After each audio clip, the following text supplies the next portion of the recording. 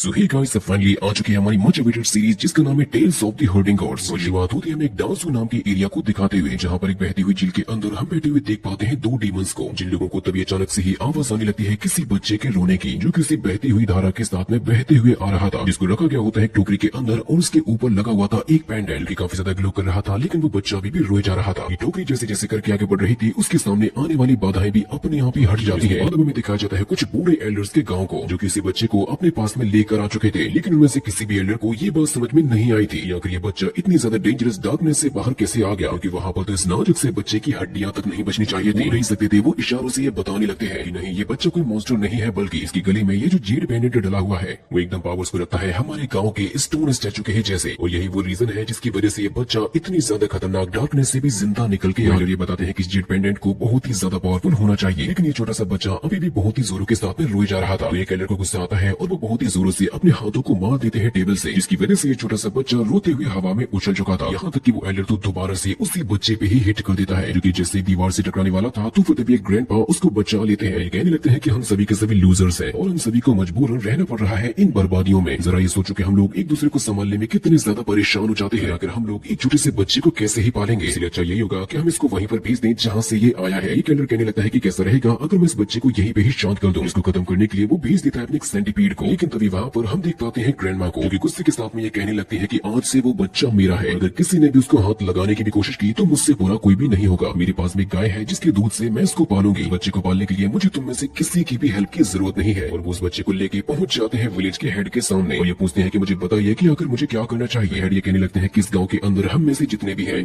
हर कोई किसी न किसी तरीके से तो डिसेबल है ही, लेकिन अब क्योंकि हमें मिला है एक बहुत ही हेल्दी बच्चा, तो हमें इस मौके को हाथ से नहीं गंवाना चाहिए। तो कहलर कहते हैं कि ठीक है, अगर आप भी यही चाहते हो तो आपको ही खुद से इस बच्चे को एक अच्छा सा नाम भी दे देना चाहिए। ये कहने लगते हैं कि ठीक है, मैं इस बच्चे को नाम देता हूँ मूचिन। ये नाम यहाँ पर सभी के सभी लोगों को बहुत ही ज्यादा पसंद भी आया था। चीफ कहते हैं कि आज के बाद से इस बच्चे को बुलाया जाएगा मूचिन के नाम से। ये बच्चा भी ये खुशी भरा माहौल देखकर खुश होने लगा था, जिसके बाद हमें अगले ही सीन में उसी ग्रैंडमा को दिखाया जाता है जो कि अपना कोई जरूरी काम कर रही है, जिसके पीछे एक टोकरी के अंदर उसने रखा हुआ होता है चिन्मो को, जिसके पास में तभी एक बहुत ही ज्यादा खतरनाक डार्क एनर्जी पहुंचने वाली थी उस बच्चे को मारने के लिए। नजारा देखकर वो बच्चा तो खुश हो रहा था क्योंकि उसे पता ही नहीं होता कि यहाँ पर क्या होने वाला है, लेकिन जो ग्रैंडमा होती है वो बहुत ही ज्यादा शातिर होती है, क्योंकि उन्होंने उस डार्क एनर्जी को पकड़ लिया था, जिसकी वजह से हम देख पाते हैं कि वो होती है एक डीमन लेडी, जो कि स्पेशली यहाँ पर मारने के लिए आई होती है चिन्मो को। जिसके बाद से अब यहाँ से चिन्मो का बचपन शुरू हो चुका था। यहाँ पर ये जितने भी ग्रैंड पास होते हैं उनमें से हर कोई ध्यान रखता है चिन्मो का। जब एक ग्रैंड पा चिन्मो को उठाता है तो उसके चेहरे को गीला कर देता है। इसके साथ साथ हमें चिन्मो के साथ में होती हुई और भी कई सारी एडवेंचरस चीजें भी दिखाई जाती हैं। देख पाते हैं कि चिन्मो किसी वजह से डूबने वाला था पानी के अंदर, जहाँ पर उसको एक मॉन्स्टर खाने वाला था, लेकिन उसको बचा लेता है एक कमल का फूल। इसकी वजह से चिन्मो काफी ऊंचाई पर हवा में जा चुका था और वो वहीं से लुढ़कते हुए आने लगता है पानी की बूंदों के अंदर। ब्रेक होने की वजह से अब चिन्मो नीचे आ जाता है और वो घुटनों के बल चलते हुए जंगल के अंदर जाने लगता है, जहाँ पर बहुत ही ज्यादा खतरनाक क्रिएचर्स भी रहते हैं, जिनमें से अगर किसी ने भी गलती से भी चिन्मो को टच कर लिया तो चिन्मो की जान भी जा सकती है। लेकिन इतनी आसानी के साथ में मरना ये तो चिन्मो की किस्मत में नहीं था, बल्कि वो तो इन्हीं डेंजरस क्रिएचर्स के साथ में खेलने भी लगता है। इसके बाद हमें अगला सीन दिखाई देता है जहाँ पर सभी के सभी एल्डर्स देखते हैं कि चिन्मो पहुंच चुका है एक बहुत ही ऊंची पहाड़ी पर, जहाँ से फिसलने की वजह से वो गिरने वाला था नीचे। जो चीज देख के तो सभी ग्रैंड पास की तो सांसें ही अटक गई थी, लेकिन चिन्मो को हवा में करते हुए और झूलते हुए बहुत ही ज्यादा मजा भी आ रहा था। लेकिन तभी हवा में फ्लोट करते हुए चिन्मो को पकड़ लिया होता है एक ईगल ने, जिससे कि उसको तुरंत ही बचाने के लिए वहाँ पर पहुंच जाते हैं ग्रैंड पा, लेकिन चिन्मो को परेशान कर देता है, जिससे कि वो ईगल उसको ले जाकर फेंक देती है अपने घोंसले के अंदर ताकि उसके बच्चे चिन्मो को खा सके। लेकिन चिन्मो तो इतना ज्यादा शरारती होता है कि उस घोंसले से भी नीचे गिरने लगा था, जहाँ से गिरते हुए अब चिन्मो बड़ा भी होते जा रहा था। अपने बचपन को क्रॉस करते हुए पहुंच चुका होता है अपने टीनेज में, और अब चिन्मो अपने टीनेज में आने के बाद ढूंढने का काम करता है औषधियों को। लेकिन ये जो जगह होती है वो वाकई में बहुत ही ज्यादा खतरनाक थी। साथ ही साथ चिन्मो भी बहुत ही ज्यादा खतरनाक जगहों से औषधियों को ढूंढता है। औषधियों को ढूंढते हुए अब चिन्मो पहुंच चुका होता है स्टोन स्टैचू के सामने, जिसके रहस्य को आज तक चिन्मो जान भी नहीं पाया था। लेकिन तभी अचानक से ही यहाँ पर चारों तरफ ये फैलने लगती है डार्कनेस, जिसके बारे में चिन्मो को भी समझ में नहीं आ रहा था कि आखिर अचानक से ये क्या होने लगा। लेकिन वो जैसे ही एक स्टोन को टच करता है तो सारी की सारी चीजें पहले जैसे ही हो जाती हैं। काफी सारी छोटे छोटे स्टोन्स जो कि हवा में फ्लोट कर रहे थे वो भी नीचे आ जाते हैं। चिन्मो को डर लगता है, इसी वजह से वो तुरंत यहाँ से जा भी चुका था, जो कि बहुत ही ऊंची ऊंची पहाड़ियों पर चढ़ के कलेक्ट करता है काफी सारी औषधियों को। यहाँ का ये जो रूइंस वाला एरिया होता है वो बहुत ही ज्यादा मिस्टीरियस भी नजर आ रहा था, क्योंकि इसमें इतनी ज्यादा खतरनाक और स्कैरी बीस्ट रहते हैं। कोई भी बिना स्किल्स वाला बंदा यहाँ पर सर्वाइव भी नहीं कर पाएगा। चिन्मो भी काफी ऊंची चट्टान पर चढ़ के मस्ती करने लगा था, जिसके बाद में वापस से दिखाया जाता है चिन्मो को उसके ही घर पर। और बाहर की तरफ में जो एनवायरमेंट में चेंज हो रहे थे वो बहुत ही ज्यादा स्कैरी थे, जिसके विजन्स को देखते हुए तभी अचानक से ही आंख खुल जाती है चिन्मो की। ग्रैंडमा से कहने लगती है कि मैंने तुम्हें बाहर की तरफ औषधियों को ढूंढने के लिए भेजा था, लेकिन मुझे समझ नहीं आता कि आखिर तुम बाहर के अंधकार में सो कैसे सकते हो। अगर तुमने दोबारा से ऐसा किया तो मैं भी तुम्हें बचाने के लिए नहीं आऊंगी। बात के बारे में तो चिन्मो को भी पता नहीं होता कि आखिर इसके साथ में एक्चुअली में हुआ क्या था। जिसके बाद अब अगले दिन जब चिन्मू जा रहा होता है विलेज चीफ ग्रैंडपा के साथ में और वो उनसे ये कहने लगता है कि आप हमेशा ही डार्कनेस के बारे में बातें करते रहते हो, क्या मुझे बताओगे कि क्या डार्कनेस में कोई ऐसी चीज है जो कि मूव करती हो या फिर कुछ ऐसा जिसके बारे में मुझे जानना जरूरी हो? क्या कुछ ऐसा हो सकता है जो कि किसी इंसान को ही निगल जाए? यहाँ के जंगल में भी बहुत सी ऐसी चीजें हैं, मुझे बताइए जरा उनके बारे में। तो चीफ कहने लगते हैं कि देखो बच्चे, इस बात से कोई भी फर्क नहीं पड़ता कि आखिर वो क्या है, जब तक हमारे पास में और हमारे साथ में स्टोन स्टैचूज रहेंगे ना तो कोई डार्कनेस इस विलेज में आ सकती है और ना ही कोई स्पिरिचुअल बीस्ट यहाँ पर आ सकता है। जिससे कि चिन्मू उनसे कहने लगता है कि फिर तो आओ मुझे स्टोन स्टैचूज के बारे में बताइए, आखिर यहाँ पर होने का मतलब क्या है और वो डार्कनेस को कैसे रोक लेते हैं। जिससे कि चीफ उसके मुंह को शांत कराते हुए कहने लगते हैं कि हमारे डांसू के अंदर बहुत ही सारे सीक्रेट्स भरे पड़े हैं जिनके बारे में जानते जानते तुम्हारी उम्र निकल जाएगी। लेकिन अगर तुम वाकई में सभी चीजों के बारे में जानना चाहते हो तो तुम्हें इंतजार करना होगा, क्योंकि तुम्हें बढ़ती जिंदगी के साथ में सब कुछ पता चल जाएगा। चिन्मू कहता है कि ठीक है चीफ, मैं जानता हूँ कि मुझे क्या करना है। इसके तुरंत बाद वो अपनी गाय के ऊपर बैठता है और यहाँ से जाने लगता है और वो ये कहता है कि मैं यहाँ से जा रहा हूँ गायों के झुंड के पास में। ग्रैंडमा चिन्मू से कहते हैं कि अंधेरा होने से पहले तुम वापस आ जाना। जिसके जाने के बाद अब ग्रैंडमा ये कहने लगते हैं कि इतने साल हो गए लेकिन हमें चिन्मू की बॉडी के अंदर कोई भी पावर अवेकन होती हुई नजर नहीं आई है। वो अपनी चीफ से ये कहने लगते हैं कि कहीं ऐसा तो नहीं है कि हमारा चिन्मू एक नॉर्मल ह्यूमन हो जिसके अंदर कल्टिवेशन करने की भी शक्ति ना हो। वैसे भी नॉर्मल पर्सन के पास में अपनी जिंदगी को बचाने के ज्यादा चांसेस नहीं होते और ऊपर से हम सब ये जानते हैं कि हमारे डांसू कितना ज्यादा खतरनाक है। फिर ये बच्चा बिना पावर्स के कब तक और कैसे सर्वाइव कर पाएगा? फिर इस विलेज के फार्मासिस्ट ये बताने लगते हैं अगर मुझे कहीं से 4 स्पिरिट्स का ब्लड मिल जाए तो हो सकता है कि हम चिन्मू की बॉडी के अंदर कल्टिवेशन को भी अवेकन कर सके। लेकिन ये चीजें कहने में जितनी आसान होती है एक्चुअली में उतनी आसान नहीं थी। चिन्मू के साथ में एक बहुत ही बड़ा हादसा होने वाला था। अभी हम चिन्मू इसके आगे की अमेजिंग स्टोरी को देखने के लिए जल्दी से चैनल को सब्सक्राइब भी कर दो।